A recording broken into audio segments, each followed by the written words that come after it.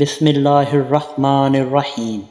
آپ صلی اللہ علیہ وآلہ وسلم نے فرمایا، ایک ایسا گناہ جس سے 80 سال کی نیکیاں ضائع ہو جاتی ہیں اور اس کے لیے دوزخ میں ایک کنواں تیار کیا جاتا ہے۔ مکمل تفصیل جاننے کے لیے ہماری ویڈیو کو آخر تک ضرور دیکھیے گا۔ زمین کب روتی ہے؟ اللہ پاک نے زمین و آسمان میں بشمول جن و انس اور جو کچھ بھی پیدا کیا ہے، ہر چیز کو قوت سماعت اور قوت گواہی عطا فرمائی ہے۔ ہر چیز اپنی اپنی زبان میں اللہ کے ذکر میں مصروف ہے۔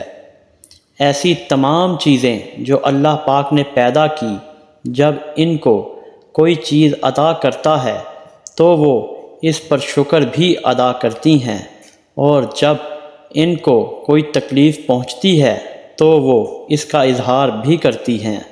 لیکن یہ اور بات ہے کہ اللہ تعالیٰ نے ایسی آوازیں کو جن و انس سے پوشیدہ رکھا ہے، یعنی زمین کو ہی لے لیجئے۔ زمین بولتی بھی ہے، سنتی بھی ہے، خوشی غمی کو محسوس بھی کرتی ہے اور اس کا اظہار بھی کرتی ہے۔ نبی اکرم صلی اللہ علیہ وآلہ وسلم نے فرمایا، دو موقع ایسے ہیں کہ جن پر زمین روتی ہے۔ پہلا موقع یہ ہے کہ جب ناحق کسی کا خون بہایا جاتا ہے، مقتول کا قطرہ زمین پر گرتے ہی زمین پکارتی ہے، الہی مجھے اجازت دے تاکہ میں قاتل کو اپنے اندر نگل جاؤں۔ آواز آتی ہے، ذرا صبر کر، یہ تیرے اندر ہی آئے گا۔ دوسرا موقع ہے کہ جب زانی زنا کا ارتکاب کرنے کے بعد غسل کرتا ہے تو پانی کا پہلا قطرہ جب زمین پر گرتا ہے تو زمین زاروں کی طرح روتی ہے اور اللہ پاک سے کہتی ہے، الہی مجھے اجازت دے تاکہ اسے میں نگل لوں۔ آواز آتی ہے، تھوڑی دیر صبر کر، یہ تیرے پاس ہی آئے گا۔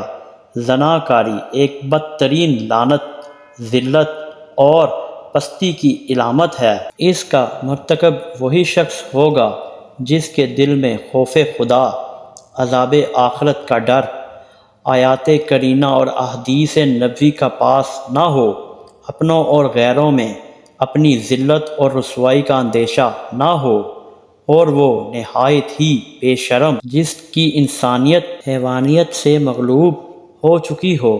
قرآن کریم نے زنا تو کیا، اس کے قریب جانے سے بھی منع فرمایا۔ بدکاری کے پاس نہ جاؤ، بے شک وہ بے حیائی ہے اور بہت ہی بری راہ ہے، یعنی زنا خود بھی کبیہ ہے اور دوسرے مقصد کے اعتبار سے کبیہ تر ہے اور ہزاروں بار لائق مذمت ہے۔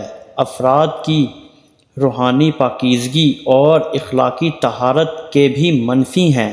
روحانیت کے چہرے پر بدنما داغ ہے اور جسمانی معاشرتی مرتبہ کے لحاظ سے بھی قابل نفرت ہے۔ حضرت ابو ہریرہ رضی اللہ عنہ سے روایت ہے کہ حضور اکرم صلی اللہ علیہ وآلہ وسلم نے ارشاد فرمایا، جو عورت کسی قوم میں اس کو داخل کر دے جو اس قوم سے نہ ہو، یعنی زنا کرایا اور اسے اولاد ہوئی، تو اسے اللہ عز و جل کی رحمت کا حصہ نہیں ملے گا اور اللہ تعالیٰ اسے جنت میں داخل نہ کرے گا۔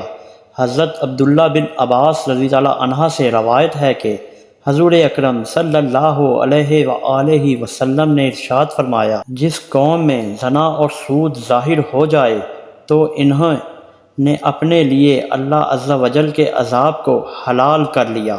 حضرت عمر بن حاص رضی اللہ عنہ سے روایت ہے کہ نبی اکرم صلی اللہ علیہ وآلہ وسلم نے ارشاد فرمایا، جس قوم میں زنا ظاہر ہوگا وہ قحط میں گرفتار ہوگی، اور جس قوم میں رشوت کا ظہور ہوگا وہ روم میں گرفتار ہوگی۔ حضرت ابو زید رضی اللہ عنہ سے روایت ہے کہ رسول اکرم صلی اللہ علیہ وآلہ وسلم نے فرمایا، ساتوں آسمان اور ساتوں زمینیں بوڑھے زانی پر لعنت کرتی ہیں، نبی اکرم صلی اللہ علیہ وآلہ وسلم نے فرمایا، زنا سے 6 باتیں ظہور پذیر ہوتی ہیں، 3 دنیا میں، 3 آخرت میں۔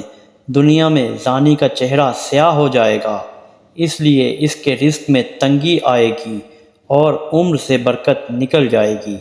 آخرت میں اللہ تعالیٰ کی ناراضگی میں گرفتار ہوگا، حساب میں سختی دیکھے گا، عرصہ دراز تک دوزخ میں رہے گا، بشرطیہ ایماندار ہو، ورنہ ہمیشہ ہمیشہ اس کا ٹھکانہ دوزخ ہوگا۔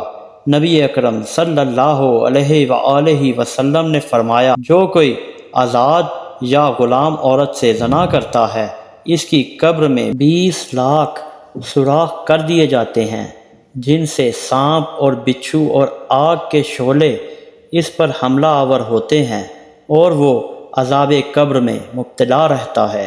اسی طرح نبی اکرم صلی اللہ علیہ وآلہ وسلم نے فرمایا، 3 قسم کے آدمیوں پر اللہ تعالیٰ نظر رحمت نہیں فرمائے گا: 1 بوڑھا زانی، 2 جھوٹی تقریریں کرنے والا، 3 تکبر کرنے والا فقیر۔ آپ صلی اللہ علیہ وآلہ وسلم نے فرمایا، زنا سے 80 سال کی نیکیاں برباد ہو جاتی ہیں اور دوزخ میں ایک کنواں زانیوں کے لیے تیار کیا جاتا ہے، جس میں انہیں عذاب دیا جاتا رہے گا۔ اس کا نام حاویہ ہے۔ اس سے اگر ایک ذرہ نکال کر دوزخ کے دوسرے حصے میں ڈالا جائے تو وہ اس سے جل جائیں گے۔ کسی انسان کا قتل کرنا کتنا بڑا گناہ ہے۔ احادیث سن لیجئے۔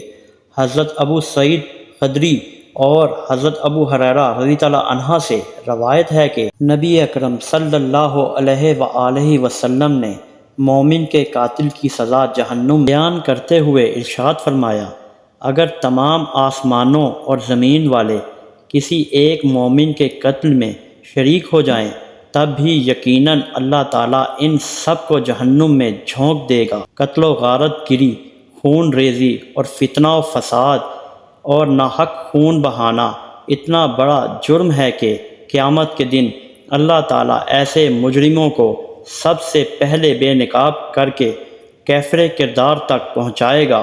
حضرت عبداللہ بن رضی اللہ عنہ بیان کرتے ہیں کہ حضور اکرم صلی اللہ علیہ وآلہ وسلم نے خون ریزی کی شدت بیان کرتے ہوئے ارشاد فرمایا، قیامت کے دن سب سے پہلے خون ریزی کا فیصلہ سنایا جائے گا۔ حضرت عبداللہ بن عمر رضی اللہ عنہ سے روایت ہے کہ نبی اکرم صلی اللہ علیہ وآلہ وسلم نے باہمی خون خرابہ اور لڑائی جھگڑے کے تباہ کن نتائج سے خبردار کرتے ہوئے فرمایا کہ قتل و غارت گری اتنا بڑا جرم ہے کہ اگر فرد یا طبقہ اس میں ایک مرتبہ ملوث ہو جائے تو پھر اسے اس سے نکلنے کا راستہ نہیں ملے گا۔ اللہ پاک ہمیں نیک اعمال کرنے کی توفیق عطا فرمائے اور ہمارا خاتمہ ایمان پر فرمائے، آمین۔ کمنٹ باکس میں ایک بار آمین ضرور لکھیے گا۔ شکریہ۔